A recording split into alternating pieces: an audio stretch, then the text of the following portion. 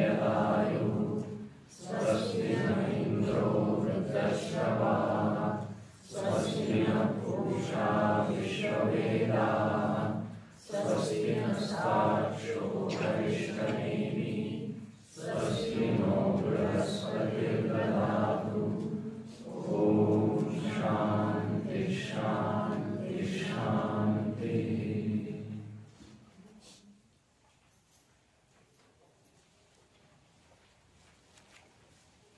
सातवें मंत्र से हम पढ़ेंगे श्लोक से। विभूतिं प्रसवं त्वन्ने मन्यन्ते सृष्टिचिन्तकाः स्वप्नमायासरूपेति सृष्टिरन्ये विकल्पिता इच्छामात्रं प्रभो सृष्टिः इति सृष्टौ विनिश्चिता कालात् प्रसूतिं भूतानां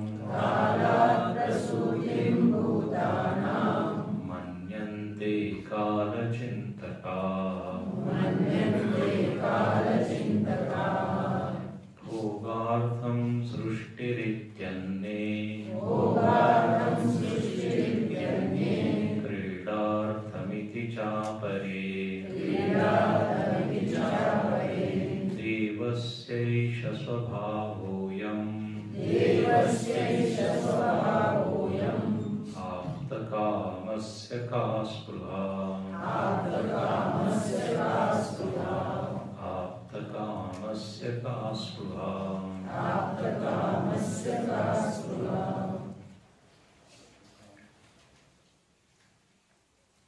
जब हम इस जगत को देखते हैं या जगत का अनुभव करते हैं तो ये प्रश्न आता है कि ये जगत कहाँ से उत्पन्न हुआ, जगत का कारण क्या है। हालांकि ये प्रश्न सबके मन में नहीं आता। जो जगत से विरक्त है वही जगत के उत्पत्ति के संबंध में प्रश्न करता है। जो जगत में आसक्त है वो तो जगत के भोगों में व्यस्त है। विरक्त जो जिज्ञासु होता है उसी के मन में ये प्रश्न आता है। कुतो वा इमानि भूतानि जायन्ते, परिषद में प्रश्न है, कहां से ये सब कुछ है। अपने शास्त्रों में 3 विषयों का वर्णन है। एक तो मैं कौन हूं, दूसरा ये जगत क्या है, और यदि कोई कहता है कि जगत ईश्वर की कृति है तो ईश्वर क्या है। इसलिए जगत जीव जगदीश ये 3 ही विषय का प्रतिपादन करने वाले अपने ग्रंथ हैं। और इस ग्रंथ में भी हम देख ही रहे हैं स्वयं के बारे में। विचार करने की प्रक्रिया अलग अलग है। यहाँ पे अवस्था त्रय विवेक से चिंतन किया जा रहा है स्वयं के बारे में। कहीं पर दृश्य विवेक के द्वारा चिंतन किया गया कि दृश्य क्या है, दृष्टा कौन है, तब आत्मा तक पहुंचते हैं दृश्य विवेक के। कहीं जो है कार्य कारण के द्वारा, कार्य से चल के कहां पहुंचते हैं, कारण तक। स्वयं के बारे में विचार करते हैं तो बोले इसमें स्थूल क्या है, सूक्ष्म क्या है, ये विचार कीजिए। और जो सबसे सूक्ष्मतम है वो आत्मा है। पंचकोश विवेक है, 5 कोशों के विवेक के द्वारा आत्मा तक हमको ग्रंथकार ले जाते हैं। पंचदशी में एक प्रकरण ही है पंचकोश विवेक। यहाँ पर जिसका सहारा लिया गया है स्वयं का ज्ञान प्राप्त करने के लिए, वो है अवस्थात्रय।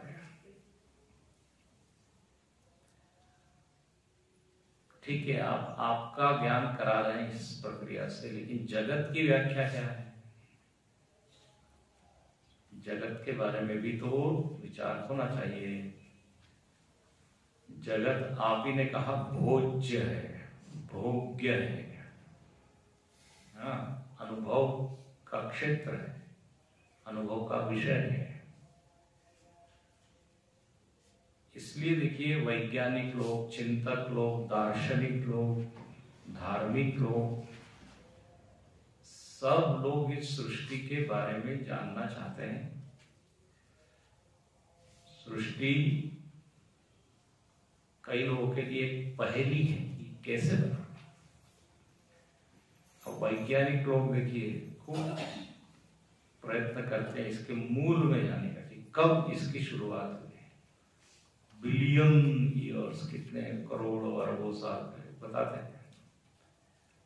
पहले क्या हुआ तो बोले एक बहुत बड़ा गोला था, उसमें विस्फोट हुआ, महाविस्फोट। उसमें से सब चीजें निकली और वही पृथ्वी, सूर्य, चंद्र, ग्रह, नक्षत्र सब बन गए।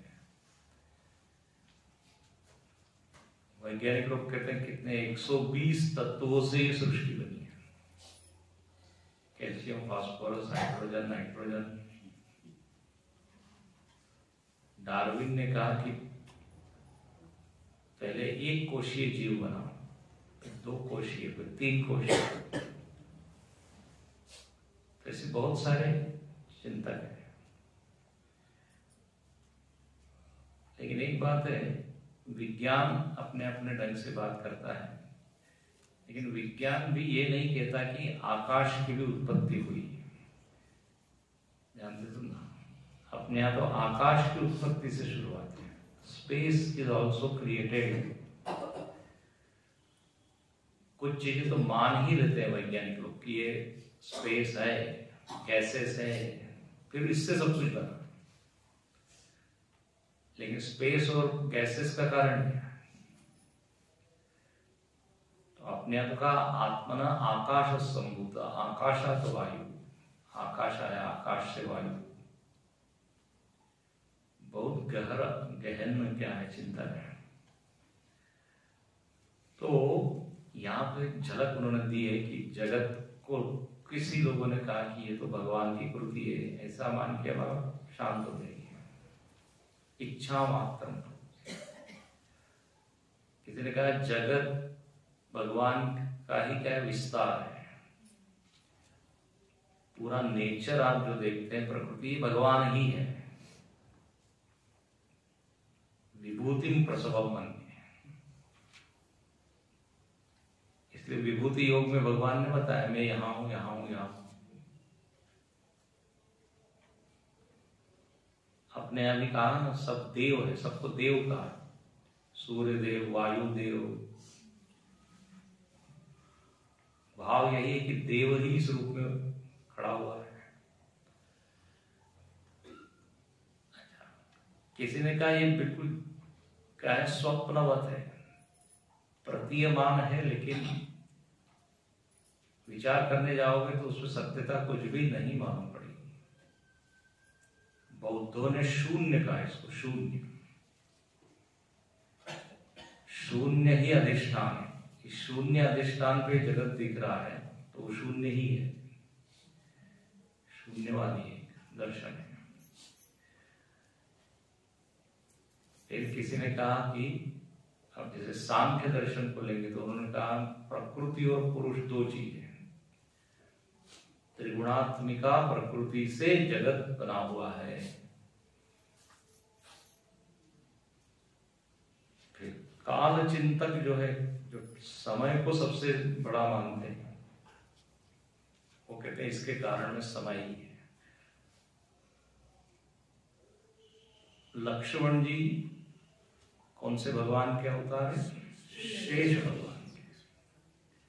काल को भी शेष कहते हैं। मतलब सब कुछ समाप्त हो जाता है, शेष कौन रहता है? समय। कालो न याति वयमेव याता। समय समाप्त नहीं होता, समय में हम समाप्त हो जाते हैं। इसलिए समय को ही कारण मानना चाहिए। समय आता है तो परिस्थिति उत्पन्न होती है, समय आता है तो परिस्थिति जाती है। बहुत बड़ा फैक्टर है क्या? समय, काल। मजेदार बात ऐसी है कि सब दर्शन हमको सच लगते हैं। ये भी ठीक है, ये भी ठीक है, पार्ट पार्ट में सभी ठीक है। एक विशिष्ट समय में, एक परिस्थिति में ठीक ही लगता है। विचार जितना किया तो फिर उतना ही लगता है। तो काल चिंतक। फिर यहां लिखते हैं 9वें मंत्र में, भोगार्थम सृष्टि इति अन्य। चलो भाई ये सृष्टि बनी, लेकिन ये किस लिए बनी? प्रयोजन क्या है? तो जो कर्म मीमांसा दर्शन है, पूर्व मीमांसा, वो कहता है जीवों के भोग के लिए सृष्टि बनी है। हम सब जीवों ने अनेक कर्म किए। कर्म जो है बिना भोगे समाप्त नहीं होता, ये कर्म का नियम है। कर्ता को फल देकर ही वो कर्म समाप्त होता है।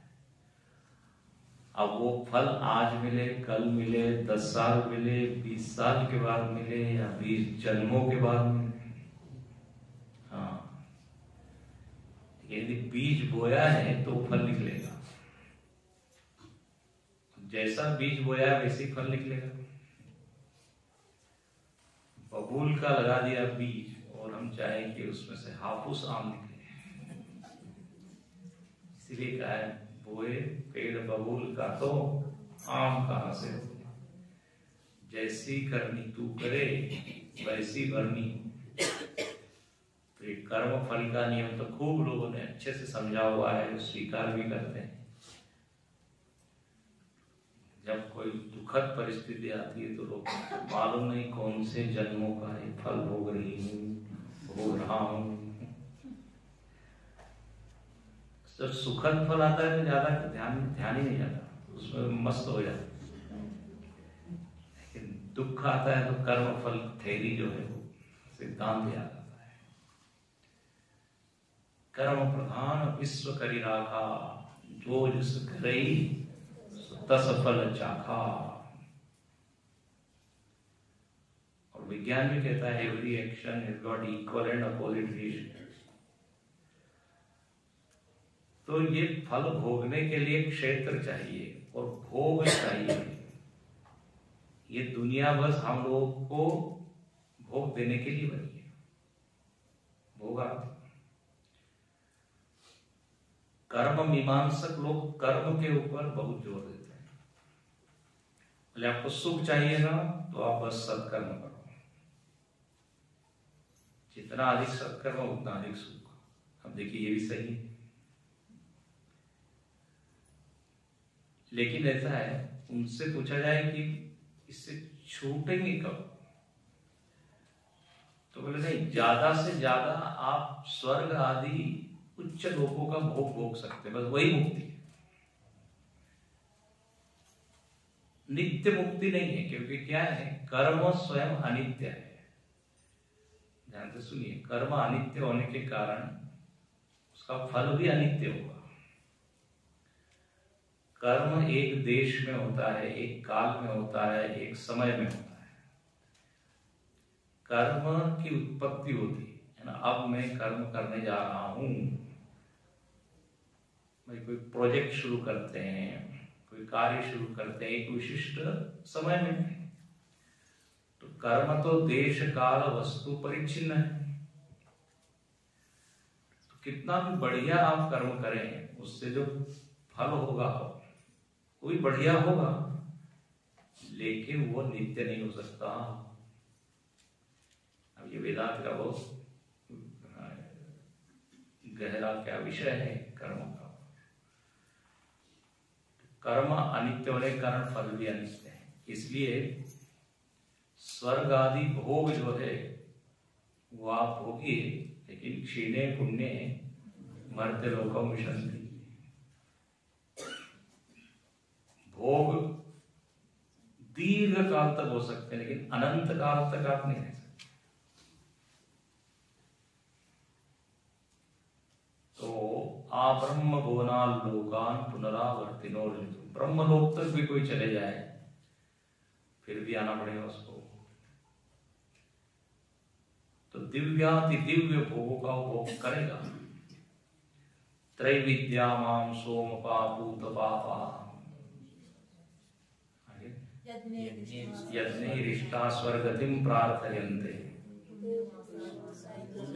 पुण्यमासाद्य सुरेंद्र लोक अश्नन्ति दिव्यान् दिविदेव भोगाम्। दिव्य भोग का उपभोग कर सकते हैं इंद्र आदि लोग। लेकिन वहां का जो इंद्र है वो भी अनित्य है ना, वो भी ज्यादा नहीं है। इंद्र का पद भी क्या है वो। तो हम वहां गए और जाएंगे हमेशा के लिए हम रहे, बोले नहीं आपका बुकिंग 8 दिन का है, 12 तारीख को हरिओम खाली कीजिए। ये भी इसी तरह का है। किसी भी होटल में जाते हैं वो चेकआउट होता है, आपको भले इच्छा हो ज्यादा लेना तो ज्यादा बढ़िए। तो ये कर्म की थैली, कर्म से समष्टि कर्म का फल ऐसा भी बोलते हैं। ये जो जगत है समष्टि कर्म, ये आगे का जगत कैसा बनेगा ये इस पर निर्भर है कि हम जीव लोग क्या चाहते हैं और कैसा करते हैं, तद अनुसार बनेगा। अब हम लोगों ने इस पूरे ग्रह को खराब किया है कि नहीं, समष्टि कर्म का परिणाम है। तापक्रम बढ़ रहा है, मौसम ऐसा विचित्र हो रहा है, क्या क्या रोग हो रहे हैं। जो पर्यावरणविद है उनसे पूछिए, वो ऐसा भयानक दृश्य आपके सामने प्रस्तुत करेंगे, डर ही जाएंगे। तो फिर एक दृश्य अच्छा होता है, हम कहते हैं चलो अच्छा है, कुछ दिन के बाद हम चले जाएंगे, आगे आने वाली पीढ़ी तो क्या होगी। तो हम आगे आने वाली पीढ़ी को किस तरह का जगत दे रहे हैं, ये अभी जो जीव जिस तरह के कर्म कर रहे हैं उसका परिणाम तो बिल्कुल सीधा ही दिखता है। तो अगले कल्प में कैसा जगत होगा ये इस पर निर्भर है कि अभी के जीव कैसा कर्म कर रहे हैं। तो इसलिए लिखते हैं भोगार्थम, प्रयोजन एक ही है, भोग।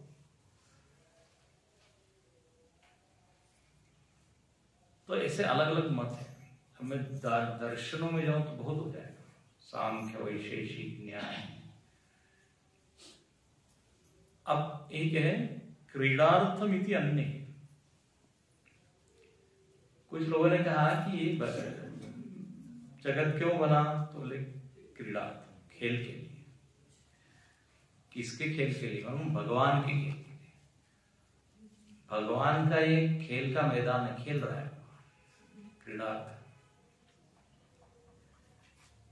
गुरु जी इंग्लिश में अच्छा शब्द बोलते हैं, बोले वाई क्रिएशन, क्रिएशन क्यों है, तो बोले फॉर रिक्रिएशन,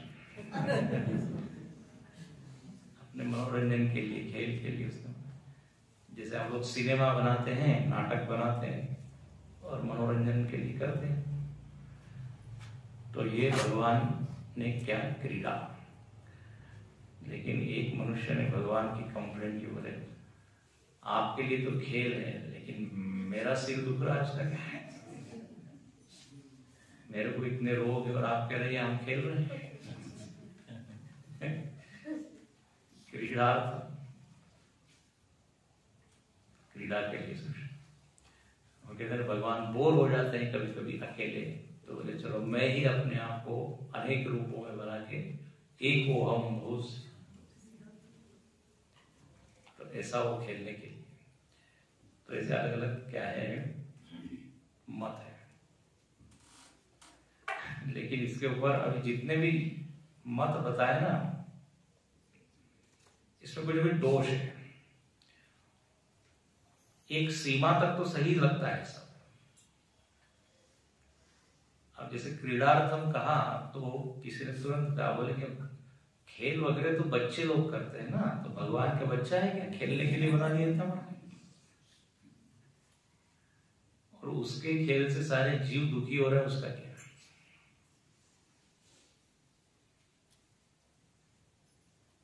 और ये जो आखिरी पंक्ति है, आप्त कामस्य का स्पृहा, ये बहुत प्रसिद्ध है। बोले भाई खेलेगा वही, कुछ बनाएगा वही, जो अकेले आनंद में नहीं है, तो भी जरा खेल के आनंद लेगा। लेकिन ये तो कैसा है, आप्त काम है। आप्त काम मतलब प्राप्त काम, तृप्त है। आप देखिए कामना किसके मन में आती है, जो अधूरेपन को का अनुभव करता है, अशांति है, दुख है, तो इच्छा आती है कि कुछ करके हम क्या हो गए, सुखी हो गए। कामना का अंकुरण दुख की भूमि से होता है। जो आनंद में मस्त है उसके मन में इच्छा आती है, अपने कोई देख सकते, जब हम आनंद में होते कुछ करने की इच्छा नहीं, लेकिन जब कमी लग रही है, अपूर्णता लग रही है, फिर उस अपूर्णता को भरने के लिए कुछ न कुछ इच्छाओं को पूर्ण करते हैं, फिर चाहते हैं या अनुभव करते हैं या कल्पना करते हैं कि हमको सुख मिलेगा। लेकिन जो तृप्त है पहले से ही। अच्छा, अभी भगवान को आप अतृप्त बना दें तो फिर भगवान में और हमें फर्क क्या है। तो तृप्त है, आप्त काम है, उसमें कोई इच्छा हो नहीं सकती। इच्छा हो गई तो वो फिर ईश्वर नहीं रहेगा, ईश्वर तो उसका खत्म हो गया, वो तो जीव का लक्षण आ जाएगा। तो आप्तस्य कामा, आप्त कामस्य का स्पृहा, पूर्ण काम परमात्मा में क्यों इच्छा होगी कि ये करे वो करे, ऐसा बनाए ऐसा बनाए। तो ये मैंने दोष बताया। ऐसे हर इसमें कुछ ना कुछ कमी है।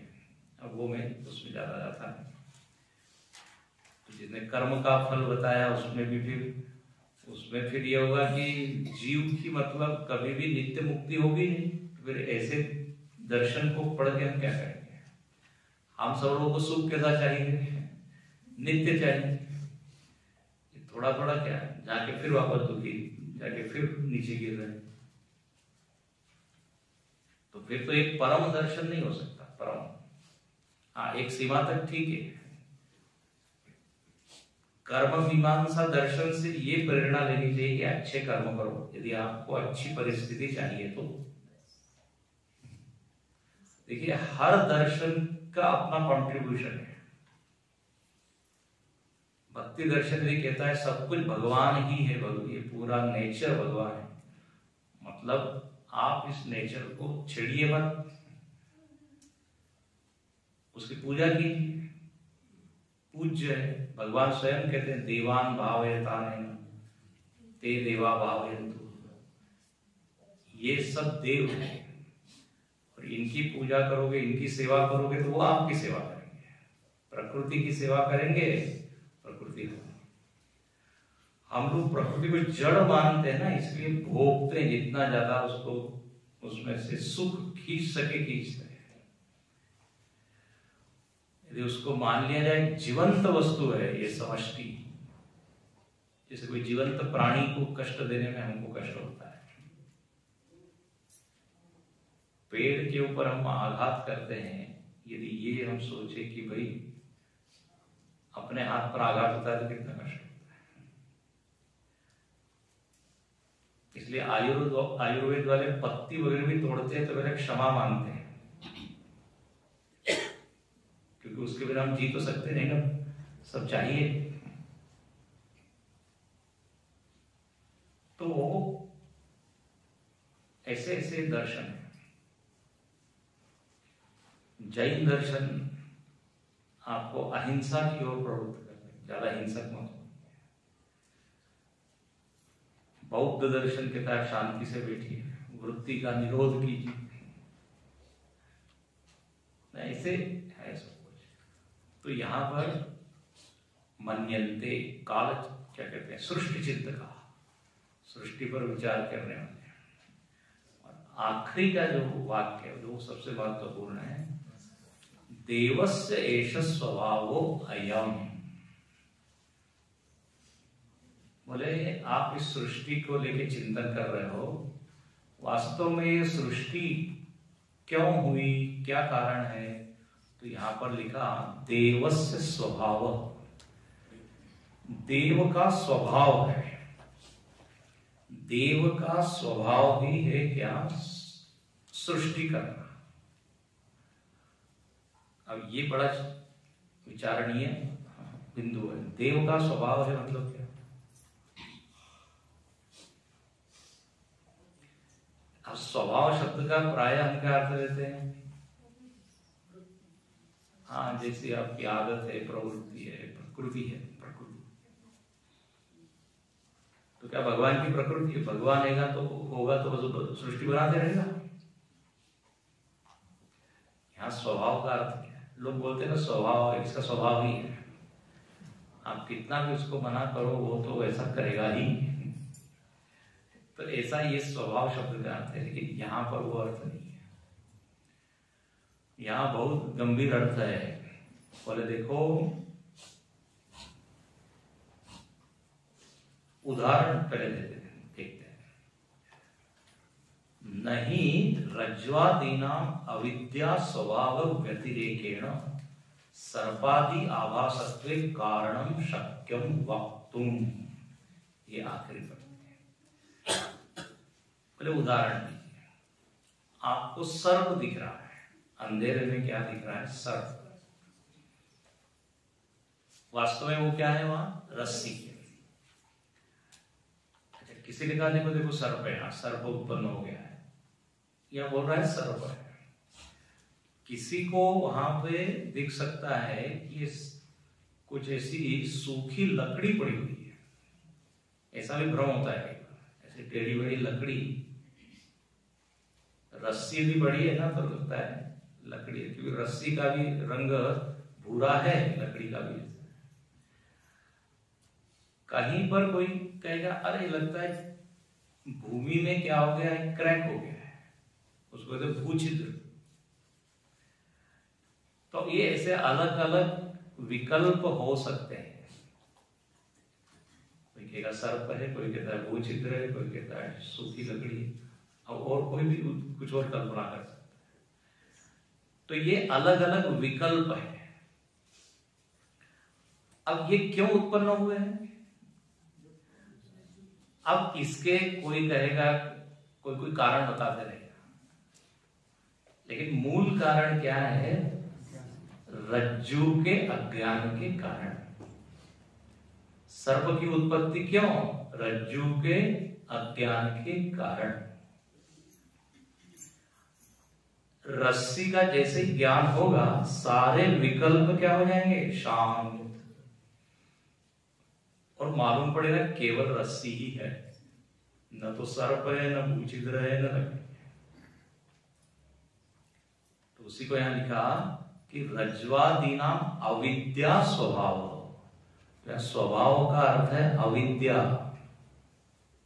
इसको पकड़ के रखिएगा।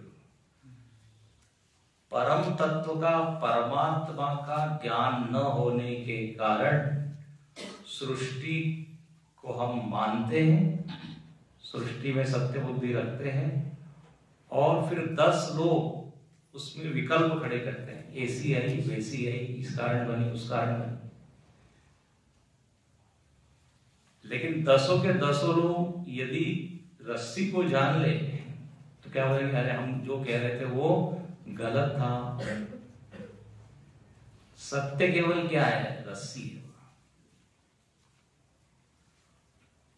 तो देवस्य स्वभाव मतलब देव का अज्ञान ही सृष्टि में कारण है, और कुछ नहीं। देखो ना ये एकदम कैसा है, गंभीर है। यहाँ दिखते हैं, नहीं रज्ज्वादीनाम अविद्या स्वभाव व्यतिरेक, रज्जु के अज्ञान के अलावा सबसे अंतिम में सर्पादि आभासत्व, सर्प का जो आभास हो रहा है, कारणम शक्यम वक्तुम, न पहले से लेना है, कारणम न शक्यम वक्तुम, और कोई कारण नहीं है। तो सीधा मतलब है सृष्टि को हम जो इतना सच मान रहे हैं, अच्छा सच मानने के बाद तुरंत प्रश्न आता है कि कहां से आया, फिर हजार कारण है, कोई कहता है इसके कारण, कोई कहता है उसके कारण। पहली ही गलती कर दी हमने कि सृष्टि को क्या मान लिया, सच मान लिया, और अब लड़ाई कर रहे हैं। न कछु हुआ है न कछु होवनहार है, नायम कुतश्च, ये कहीं से आई नहीं न कहीं जाए। नहीं बोले आप, एकदम बड़े आराम से बोल देते हैं, दिख तो रहा है सब कुछ, दिख रहा है, सर्प भी दिखता है, दिखने को मना किसने कहा, लेकिन उसको सत्य मानना, उसको कारण ढूंढना और उस कारण में सत्य बुद्धि रखना है ना एकदम। तो कारण यदि हम देखें, मीमांसा करें कि सृष्टि क्या है, तो बोले तत्व को न जानने के कारण है, बस इसके ऊपर आप और विचार कीजिए। नहीं तो अनेक वाद है सृष्टि को लेके, परिणामवाद, विवर्तवाद, शून्यवाद, विज्ञानवाद, डार्विन का वाद है, फिर क्वांटम थ्योरी है, एटॉमिक थ्योरी है सृष्टि को लेके। अब जैसे सपने का ही आप उदाहरण ले लीजिए, स्वप्न को हम देखते हैं और अब स्वप्न को सच मान रहे हैं, अब उसमें बहस कर रहे हैं स्वप्न क्यों दिख रहा है, कहां से दिख रहा है। जब तक जागते नहीं तब तक स्वप्न में सत्य बुद्धि है, सकाले सत्यवत भाति प्रबोधे सती असत भाति, जहां सत्य का ज्ञान हो, अरे ये तो केवल प्रतीति है, भास आभास है, बस। अच्छा सपना झूठा है ये तब तक नहीं जान सकते जब तक आप जागे नहीं, स्वप्न में रहते हुए स्वप्न का मिथ्यात्व को नहीं जान सकते। तो ऐसे ही जगत के मिथ्यात्व को जानने के लिए जागना पड़ेगा। जागना मतलब क्या, विचार, मोह निशा सब सोह निहारा, देख ही सपन अनेक प्रकारा। मोह की निद्रा में पड़े हुए हैं, तो फिर कभी इस ज्ञात नहीं होगा कि जगत नहीं है, परमात्मा ही है।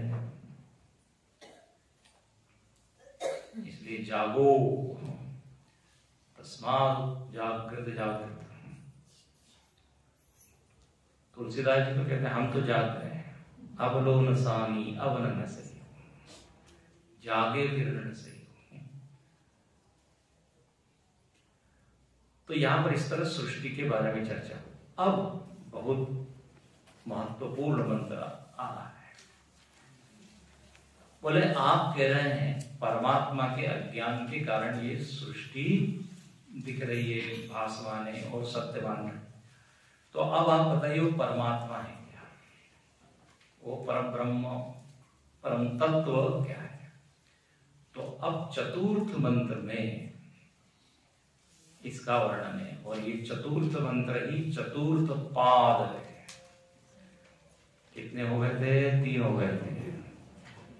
तो अब फाइनल बना रहा है चतुष्पाद।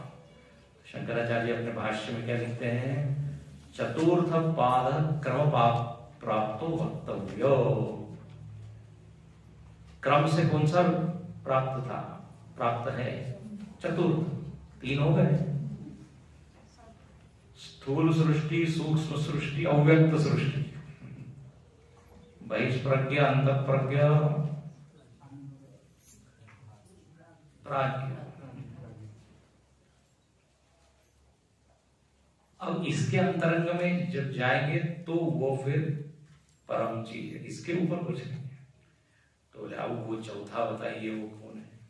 तो यहाँ पे तो इस मंत्र को पढ़ते हैं, नान्तःप्रज्ञं न बहिष्प्रज्ञं, नोभयतःप्रज्ञं न प्रज्ञानघनं,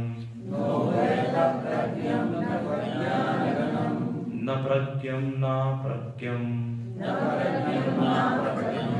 अदृष्टमव्यवहार्यं, अग्राह्यं, अलक्षणं, अचिन्त्यं, अव्यपदेश्यं,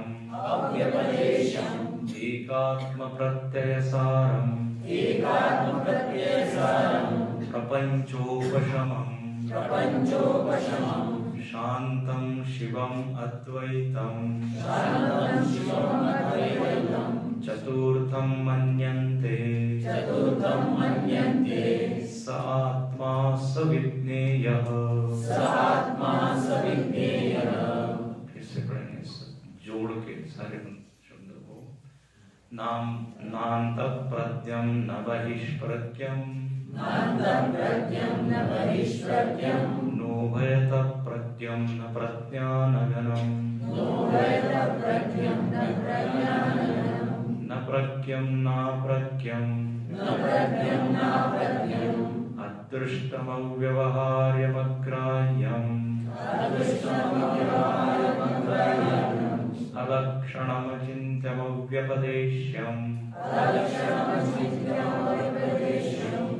एकात्मप्रत्ययसारं, प्रपञ्चोपशमं, शान्तं शिवम् अद्वैतं, चतुर्थं मन्यन्ते, स आत्मा स विज्ञेयः। स आत्मा स विज्ञेयः, वह आत्मा है और उसी को जानना चाहिए। जानने योग्य कुछ है तो यही है। आपने इतने मंत्र पढ़े, अब हम आपसे विनंती करेंगे कि ये चतुर्थ ये जो पाद है या जो ये मंत्र है इसको याद कर लीजिए, ये असली वाला है। हाँ, तो चतुर्थ पाद। अब यहाँ शंकराचार्य बहुत अच्छी बात करते हैं। शंकराचार्य के भाष्य को देखिए ये जो अभी हमने पढ़ा ये उपनिषद है, ये कारिका नहीं है जो अभी पढ़ा।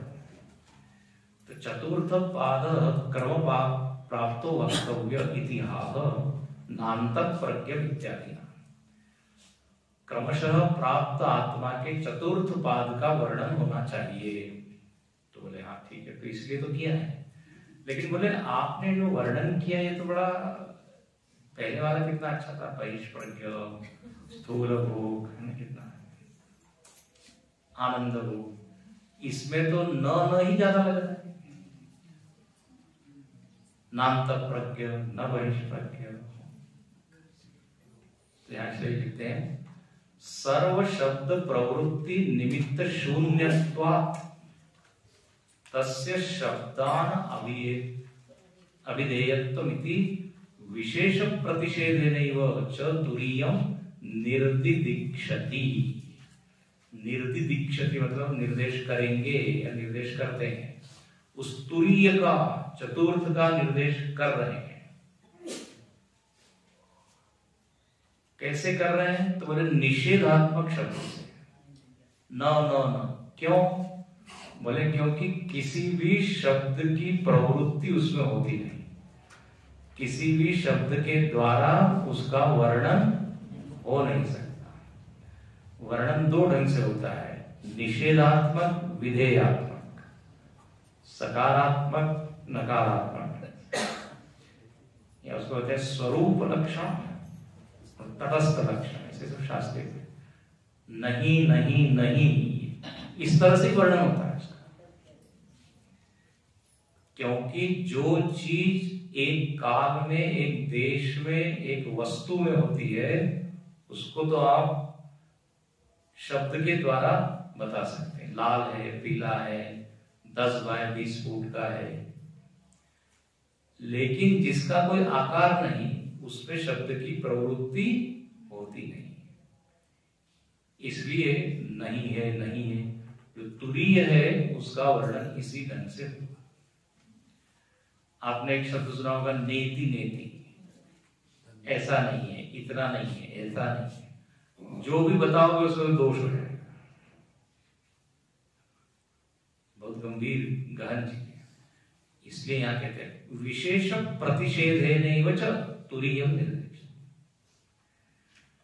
तो न वो बहिष्प्रज्ञ है, न अंतःप्रज्ञ है, न प्रज्ञानघन है, न प्रज्ञ है। देखेंगे इसको जब ऐसा बोल दिया ना, तो एक पूर्व पक्षी मतलब प्रश्न करने वाला सरल, वो कह रहा है कि आप यदि सबका ही निषेध कर रहे हैं कि तुरीय मतलब ये नहीं ये नहीं ये नहीं, तो बोले शून्य में वो तर्हिता, अगला वाक्य देखिए, बोले तब तो शून्य ही हो जाएगा, जो सत्य है वो क्या होगा, शून्य। क्योंकि जब सबको ही मना कर देते हैं तो फिर क्या बचेगा, शून्य। जैसे इस हाल में से हमने सबको बाहर कर दिया, चलो चलो चलो चलो, फिर हम क्या कहेंगे, अब इस हाल में कोई नहीं है, तो शून्य भी करेगा। बोले नो, हम शून्यवादी नहीं है, शून्य नहीं। बोले फिर, तो कहते हैं देखिए मिथ्या विकल्पस्य निर्निमित्तत्वात् अनुपपत्ते है। ये जो है ना, बिना निमित्त के मिथ्या विकल्प की सिद्धि नहीं हो सकती। बहुत सुंदर है ये जो उदाहरण लीजिए सर्प का, सर्प झूठा है, ठीक है, सर्प मिथ्या है, सर्प नाम की कोई चीज नहीं है, लेकिन वो जो सर्प है वो बिना रस्सी के दिख सकता है क्या, शून्य में नहीं दिख सकता। ध्यान से सुनिए, बिना अधिष्ठान के भ्रांति नहीं होती, निरधिष्ठान कुतो भ्रांति। तो ये जगत यदि सर्प की तरह है, या भू छिद्र की तरह है, या सूखी लकड़ी की तरह है, जो अभी हमने देखा, तो ये यदि भ्रम है, भ्रांति है, तो शून्य के ऊपर नहीं दिख सकती। इसलिए कोई ना कोई चीज, कोई ना कोई सत्ता किसी की होनी चाहिए। इसलिए सर्प मिथ्या है, भू छिद्र मिथ्या है, और क्या सूखी लकड़ी मिथ्या है, लेकिन रस्सी है, शून्य है, ऐसा नहीं कह सकते। जितने मिथ्या विकल्प है वो सत्य के ऊपर है। तो सृष्टि को लेके सब विकल्प मिथ्या है, ओके, बट किसके ऊपर? अरे भाई, आप यदि सिनेमा देख रहे हो, मिथ्या है सिनेमा, लेकिन पर्दा तो चाहिए कि नहीं। अब वहां जो दृश्य कह रहे नहीं है, झूठा है, झूठा है, झूठा है, सबको हटा दिया तो क्या बचेगा? गुरुदेव का उदाहरण कई बार मैं देता हूं, जो लोगों ने सुने होंगे यूट्यूब पे। गुरुदेव बड़ा मजाक करते थे, सुना है कि याद है? प्राचीन काल में जब ये सिनेमा की टेक्निक, इतनी टेक्नोलॉजी डेवलप नहीं थी, तो क्या होता था, बीच बीच में रील कट जाती थी, या अंधेरा हो जाता था, एकदम कुछ दिखता ही नहीं था, केवल पर्दा ही दिखता था। तब जो है सब लोग ऐसे मुंह में उंगली डालते सीटी हो जाते थे, या फिर ओ। तो गुरुदेव कहते थे ये क्या है? तो बोले ये साक्षात्कार की विसर है, सिटी ऑफ रियलाइजेशन, विसर ऑफ रियलाइजेशन। सबको एकदम ज्ञान हो गया कि पर्दा ही सत्य है, ये जो दिख रहा था वो मिथ्या है। गुरुदेव के फिर से उदाहरण है। तो मिथ्या चीज के लिए कोई ना कोई, आप कोई भी उदाहरण ले लीजिए, कल्पना का, भ्रांति का, मिथ्या का। हाँ, जैसे क्या, मृगमरीचिका, रेगिस्तान में आपको जल दिख रहा है, रेत तो चाहिए, उसके ऊपर नहीं। स्वप्न, पूरा स्वप्न दिख रहा है, लेकिन मैं चाहिए, मेरे बिना स्वप्न कैसे, मेरे ऊपर दिखेगा। तो इसलिए भले ही ये सृष्टि के सारे विकल्प मिथ्या नहीं हम कह रहे हैं, लेकिन एक बचेगा, शून्य नहीं है। नहीं रजत सर्प पुरुष मृग तृष्णादि विकल्पा शुक्तिका रज्जु स्थाणु ऊषरादि व्यतिरेकेण वस्तु आस्पद शक्या कल्पयितुम, जो अभी हमने कहा बस देखिए, वही यहां पर है। सारे उदाहरण इकट्ठे कर दिए। सर्प या फिर मृगजल या फिर एक भूत दिखता है आपको, ये जंगल में चले जाए आप, सूखा यदि पेड़ खड़ा हो, अंधेरा हो तो क्या लगता है, ठूठ में भूत दिखता है। गुरुदेव क्या करते थे, घोस्ट इन द पोस्ट। तो ये तीन उदाहरण यहाँ इकट्ठे कर दिए, सर्प, भूत, पानी, मृगजल। ये सब के सब संभव कब है, जब, अच्छा एक और है, रजत, शुक्तिका और रजत। सीपी में चांदी दिखना, समुद्र के किनारे जाइए, सीपी पड़ी होती, लगता है अरे चांदी है, कोई देखे उसके पहले हम उठा लेते हैं, उठाने पे और अरे तो सीपी है। तो शुक्तिका सत्य है, रस्सी सत्य है, रेत सत्य है और पेड़ सत्य है, उसके ऊपर ये सब दिख रहा है। तो बिना ऐसे हवा में कुछ नहीं दिखता। ठीक इसी तरह एक तुरीय तत्व है, उसके ऊपर ये सब दिख रहा है। अब हाँ, उसका वर्णन निषेध रूप से हो रहा है, इसलिए आप ऐसा मत समझिए कि वो कुछ नहीं है, असत्य है, ऐसा नहीं है।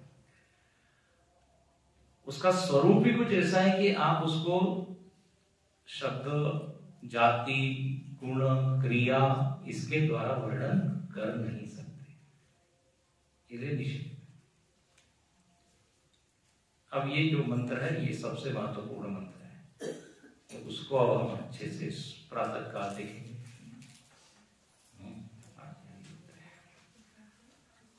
ओम पूर्णमदः पूर्णमिदं पूर्णात् पूर्णमुदच्यते पूर्णस्य पूर्णमादाय पूर्णमेवावशिष्यते।